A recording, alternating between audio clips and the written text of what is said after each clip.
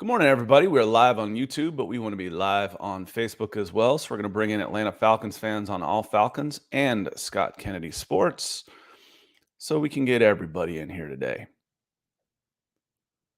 And we're good.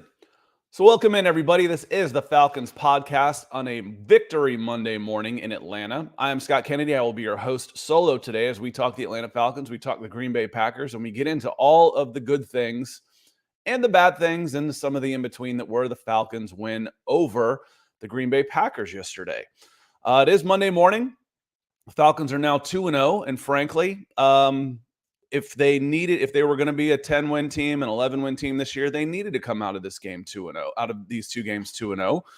The first one was a little bit more comfortable, the win over the Carolina Panthers. Then the Packers came in, and I think Jordan Love is probably better than most people were expecting. I'm not going to say Packers fans if you happen to watch this, because Packers fans probably knew what they had. But what does he have? 6 touchdown passes in his first 2 games, and that hasn't happened for the Packers in a long time. And if the Packers' history is any indication, well, hell, Jordan Love's going to have this job for the next 15 years. I think they've only had 3 quarterbacks in their history. Pretty insane. Green Bay Packers and quarterbacks. It's like Chicago Bears and middle linebackers. So, very exciting game over the weekend. I want to say hello to some folks while the chat is opening up and finding people on Facebook and YouTube with its algos and alerts while it's coming in. Just a reminder, we go live every Monday and Wednesday at 9. And we also do an NFL show on Fridays at 9 as well. So on this channel, Monday, Wednesday, Friday, 9 o'clock.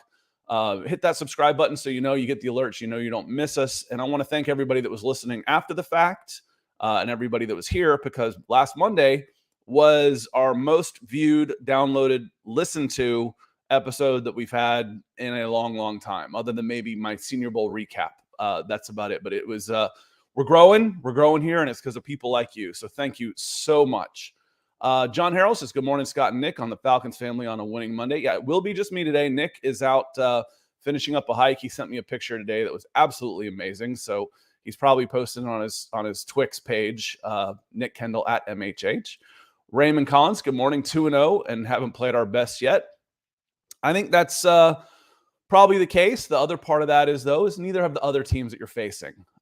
So there's a lot of room for improvement. And I think the Falcons and the players and the coaches would be the first ones to say that. The Packers have played well, but, I think they can play better. And I know the Carolina Panthers are going to get better. At the beginning of the season, we went through the lineup and I pegged in the Carolina Panthers for a win in game 1.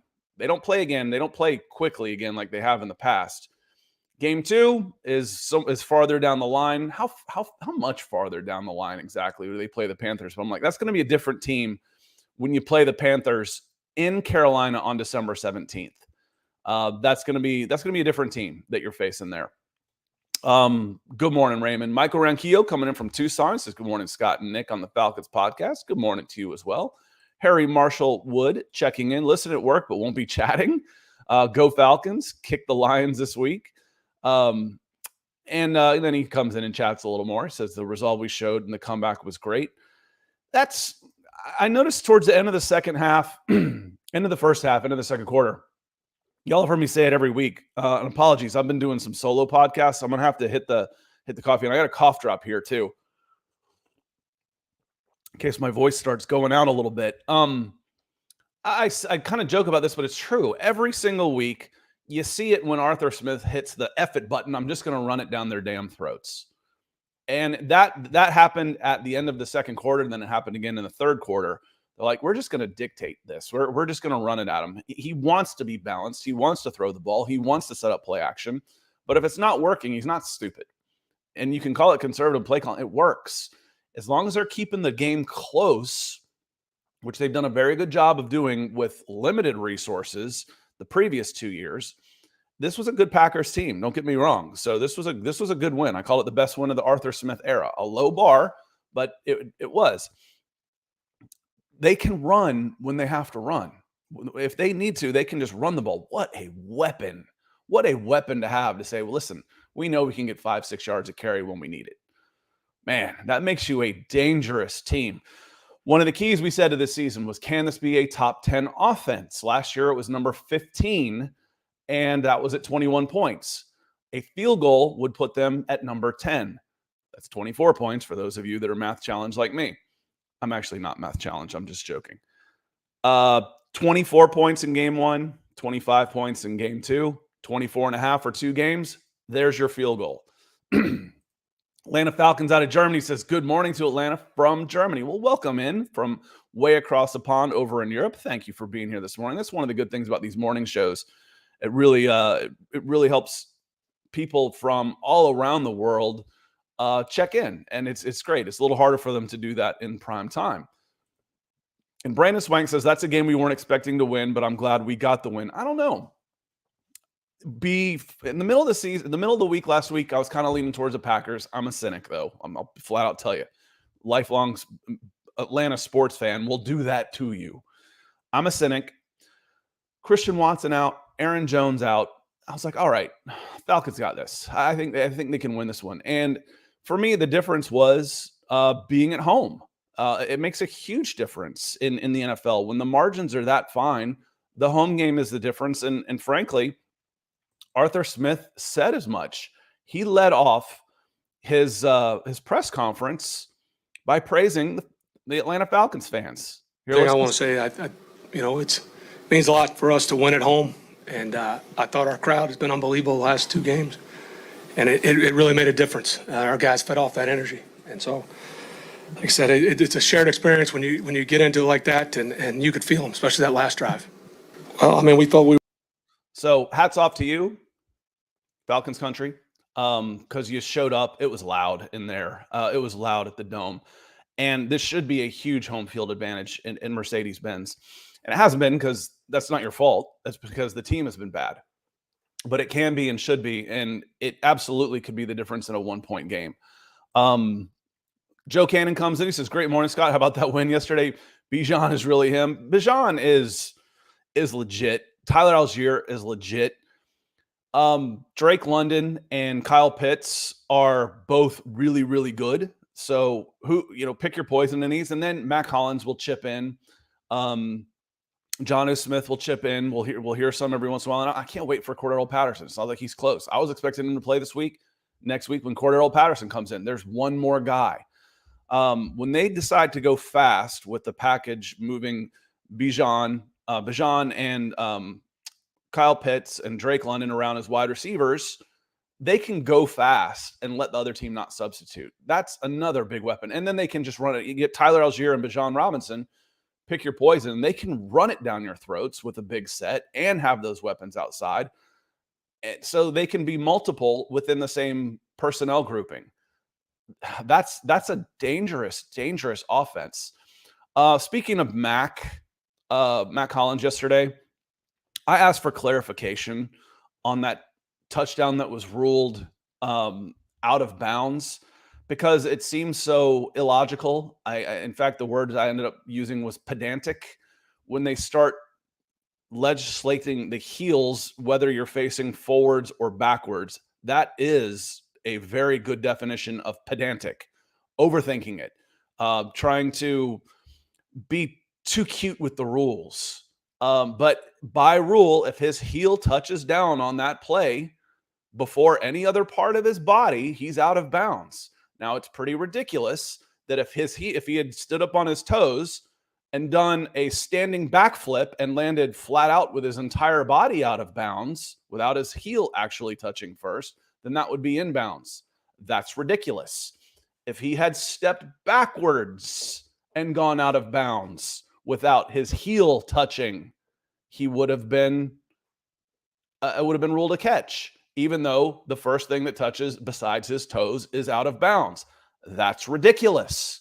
But by the letter of the rule, it was the right call if you assume that, hey, his heel did touch. That was awfully close. That was awfully close too, that his heel touched. By letter of the rule, that was the right call. It's just a crap rule. It makes zero sense that, he's facing this direction instead of that direction, and his heel touched out of bounds first instead of the rest of his body, so it's ruled out of bounds.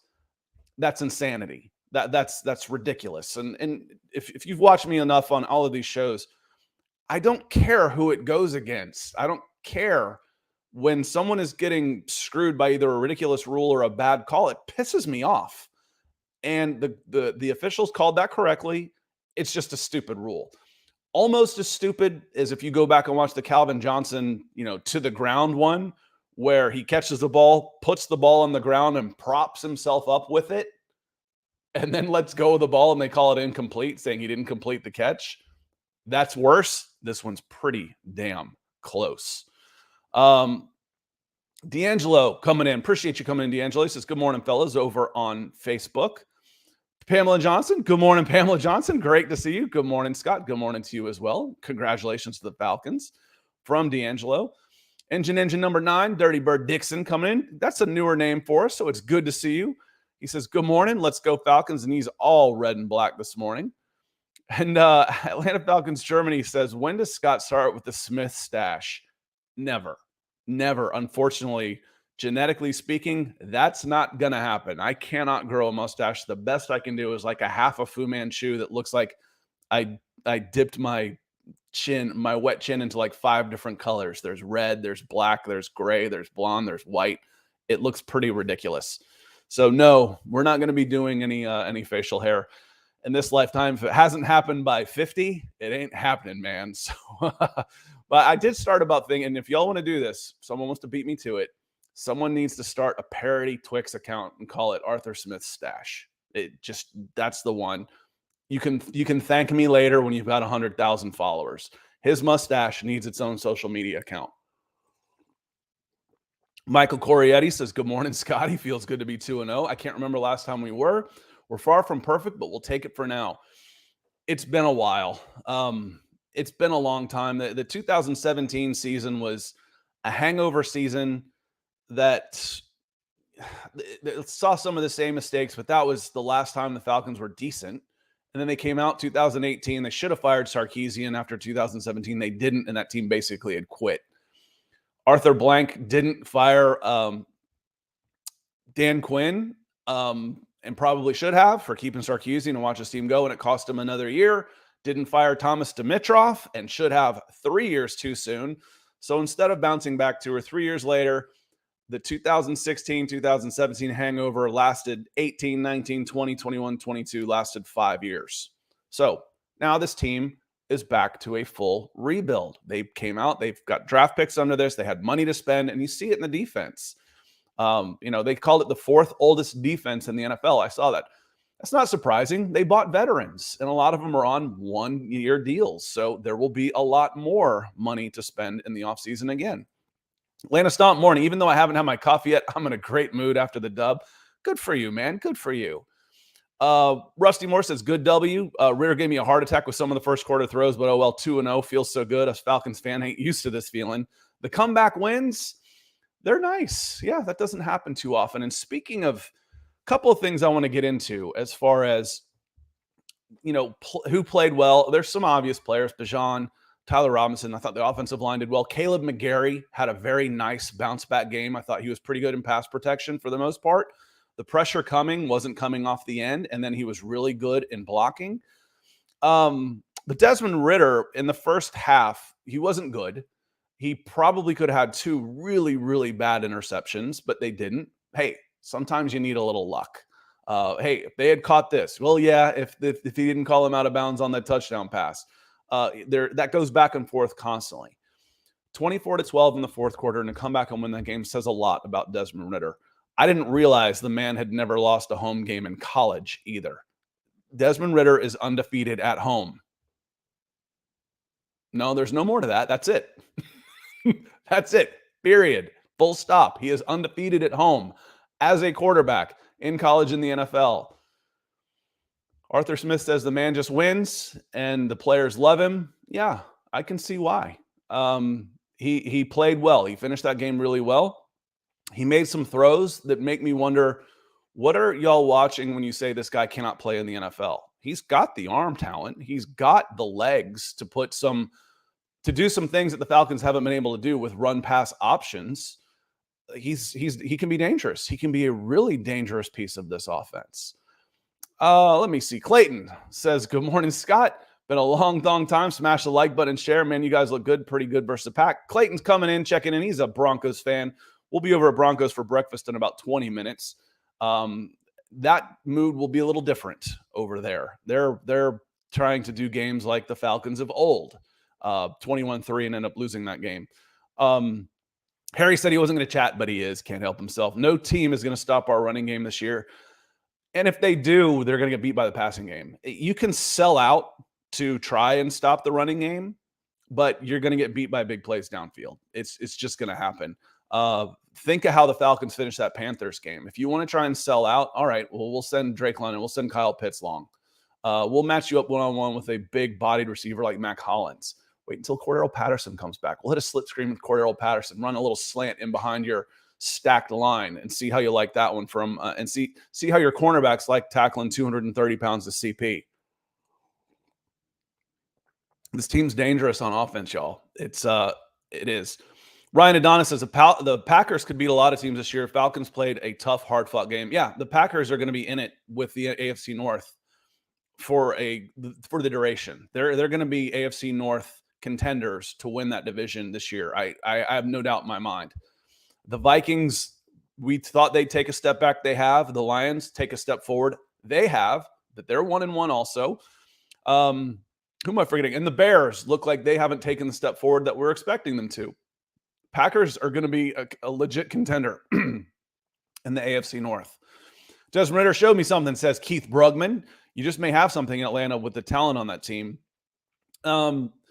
They've hit on those picks so far. There's been some really good ones. There's been some questionable ones. But the free agents so far have just made such a big difference. And it makes a difference. They had one big ticket free agent. But Jesse Bates still wasn't a $25 million wide receiver or edge. They were able to put money into 6 new starters. And all 6 of them were huge upgrades. And then you got starters now playing second team. And it makes a difference. And then you get guys, speaking of who played well, like D. Alford, who comes back in. And he just plays like his job is on the line every play, and it probably is. In my good, bad, and the ugly notes that I was keeping, one of the bad/ugly was Trey Flowers. He wasn't playing well in coverage. But you know what? I kept an eye on Jesse Bates and how he'd react. Okay, there's a completion over there. How did Jesse Bates react? Jesse Bates was still talking him up. Fourth quarter, they throw one over. Trey Flowers makes a play to break up a pass or in good coverage for an incomplete. And Jesse Bates is still just right there on him, keeping him up. Trey Flowers stepped up and made a play when he had to make a play, despite the fact that he struggled. Man, that's mental toughness. So good for Trey Flowers for bouncing back after a rough game. That doesn't mean I'm not looking forward to seeing Jeff Okudah back. That doesn't mean I might not rather see D. Alford out there. But when it mattered, Trey Flowers stepped up. Good for him. And good for him. Jay Grimman, good to see you, my friend. He says, good morning. These Falcons are 2-0 and Ritter is shutting up some critics. It's a great day.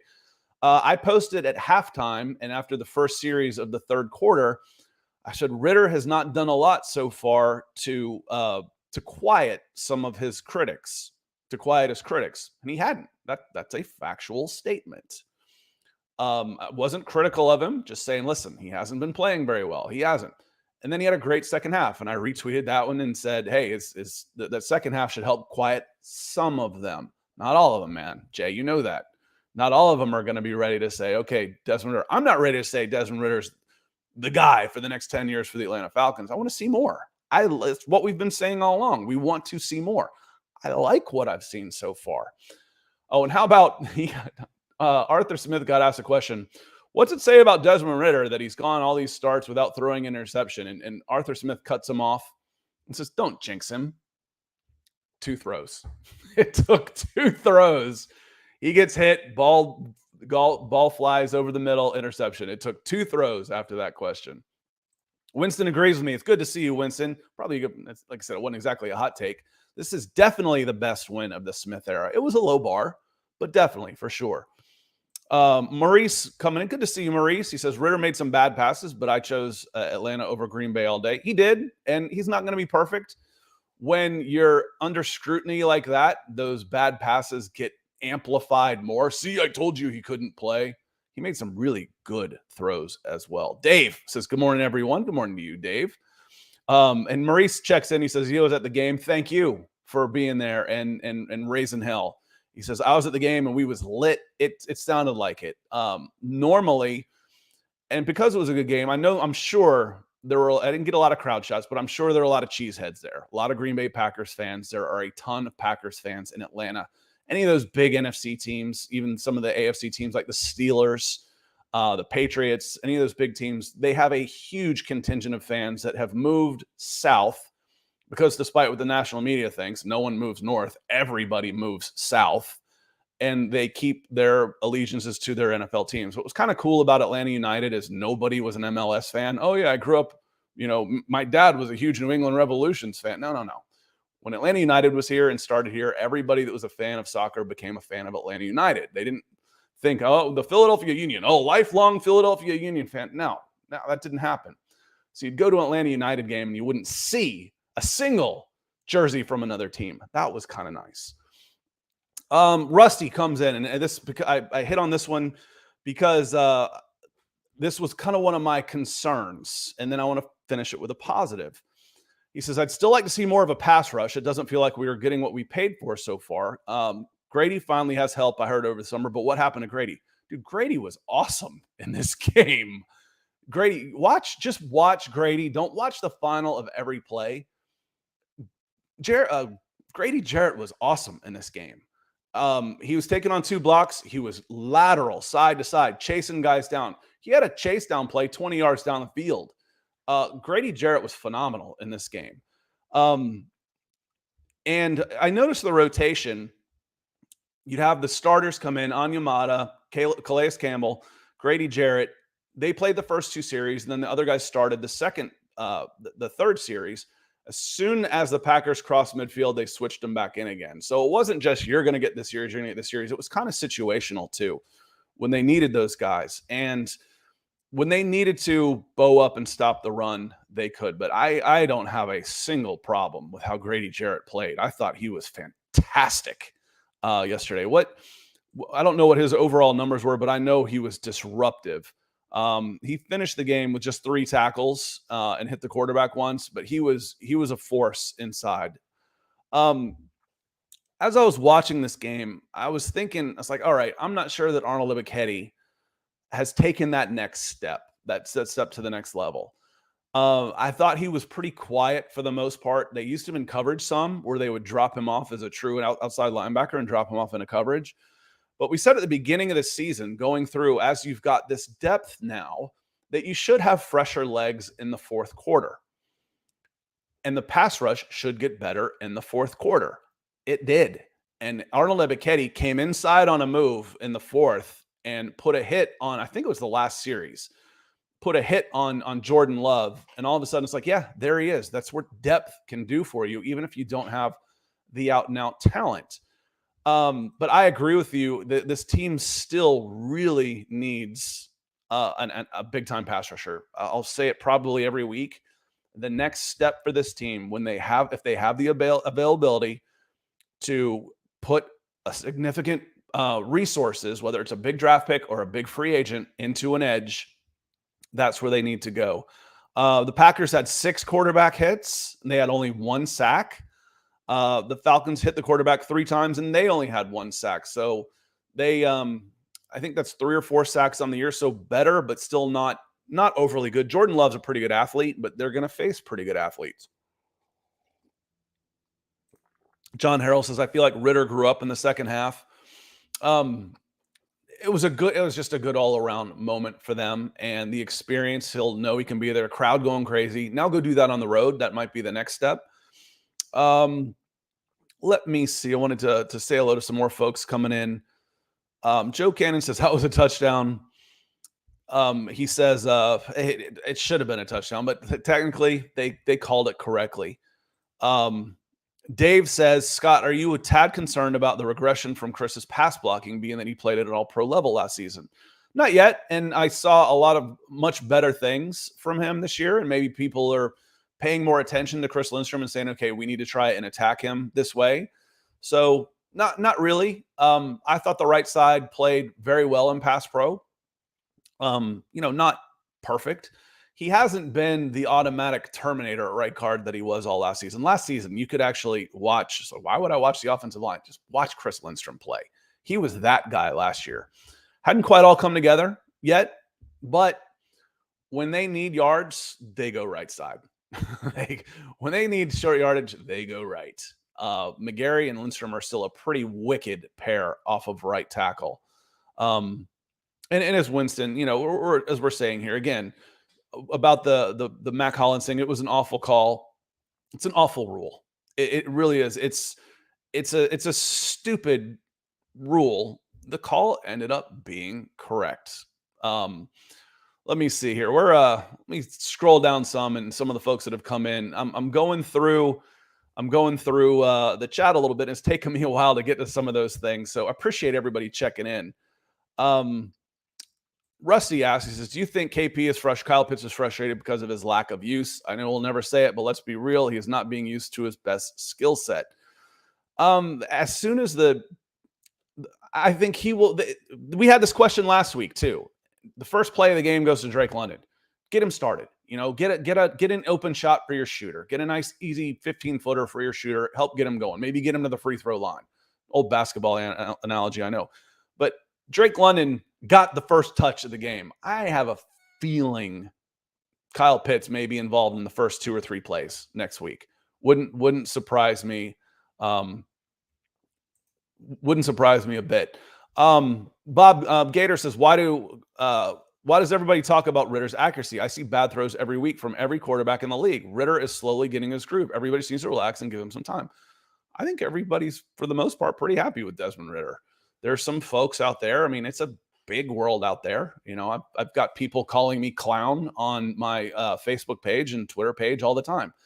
My Scott Kennedy Sports page reached 1.5 million people last week through different videos and stuff I posted.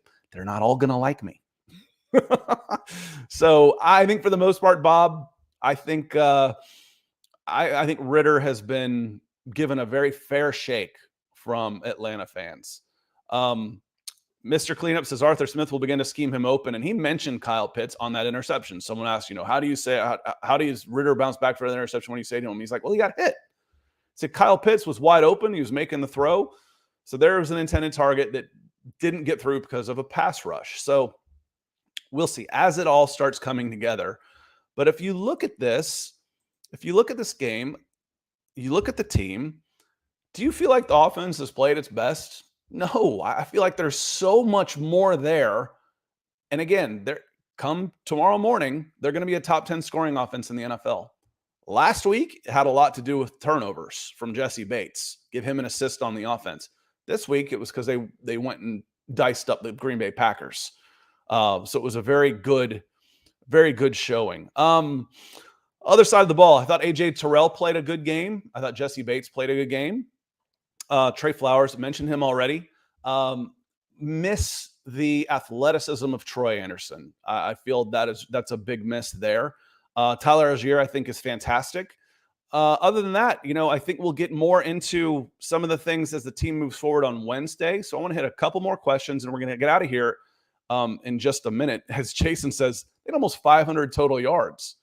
Wow, really? I didn't actually look at the total number. Desmond Ridder went 237, 19 of 32 for 237 with a touchdown and interception, and a touchdown run and several first downs. Bijan, 124 yards, 211. Man, you rush for 250 and you rush for 200. You don't turn the ball over too often. You should win some games. Cody, we should get into this. Cody says, I love Kyle Pitts, but we should trade him for a first rounder. He's still young, so I think we could get the capital back. We can call them picks. We don't have to call them capital. We can call them draft picks. They've been draft picks for 100 years before all of a sudden people started calling it capital. That's kind of an inside joke on the show. I just hate that phrase, draft capital. They're all picks, man. He's doing good as well. Ridder is underrated. Everyone that does know him thinks everyone that does know him thinks he sucks, including our own fans. No, I disagree with that one, Cody. Good game all around. I was very pleased. I was very, very critical of the Kyle Pitts pick when it was made. The article I wrote the next day was going into round 2 was Falcons cannot continue to ignore needs going into day 2 of the draft. That was just a way of taking a shot of they ignored all of their needs by drafting a tight end, a pass catcher, when you've got a 36-year-old creaky quarterback, no offensive line, and a defense, a Swiss cheese defense. To go get a tight end didn't make any sense to me. We are now in year 3 of Kyle Pitts, and if we really untapped Kyle Pitts, have we gotten the use out of that number 4 pick? If you wanted to go wide receiver or, I said quarterback at the time. So this would be a question. Think on this and then come hit me back with it either in the comments or let's talk about it on Wednesday. My picks at those times, if I didn't trade out of them for the last 3 years, would have been in 2021, it would have been Justin Fields. I would have taken the quarterback because they're freaking expensive. In 2022, I would have taken now I've already forgotten his name. The safety from Atlanta who went to the Baltimore Ravens. From Marist High School, Notre Dame safety. That's who I would have taken. He ended up being the number 1 ranked wide safety by PFF. This year, I would have taken Jalen Carter at 8 instead of Bijan Robinson.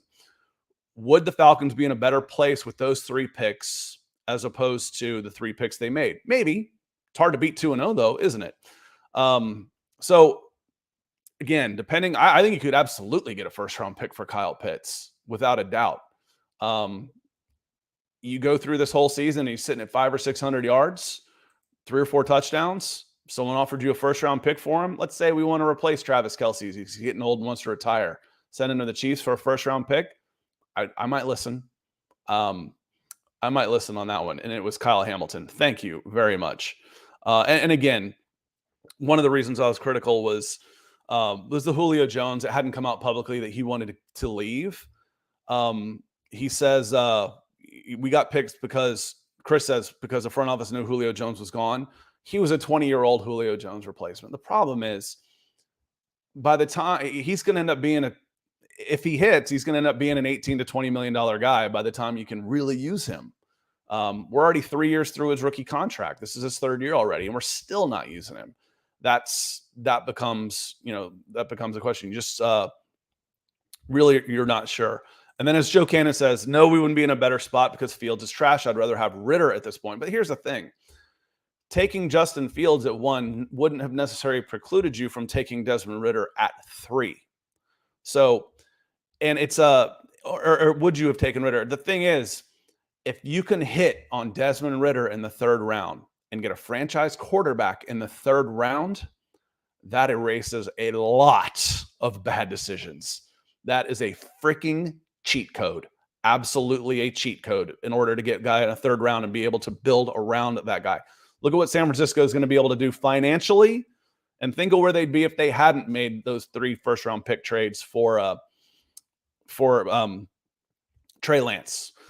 It's a cheat code to get a guy on day 2, day 3 as a quarterback. It doesn't happen very often. In fact, there's a 6th-round pick out there that has a bunch of rings. That's part of it. On that note, I'm going to get out of here. I'm going to hop over to Broncos for breakfast in just a minute. So my Broncos fans who came in to join us, I appreciate it. I'll see you over there in just a couple of minutes. Everybody, leave me a comment, hit that like and subscribe. I'm very good about hitting, especially on YouTube, about hitting the comments after the fact. Love interacting with y'all. That's why I do this. That's why I've done this for years, is for the conversation. I love it. Had a great conversation on Twix about that ridiculous rule. I thought there were some good educational comments in there. There were a couple trolls, but we try and weed them out. And appreciate everybody being here. And we will be back on Wednesday morning at 9 o'clock. We'll go for a full hour talking Falcons football. So thanks, everybody, for being here. And we will see you next time.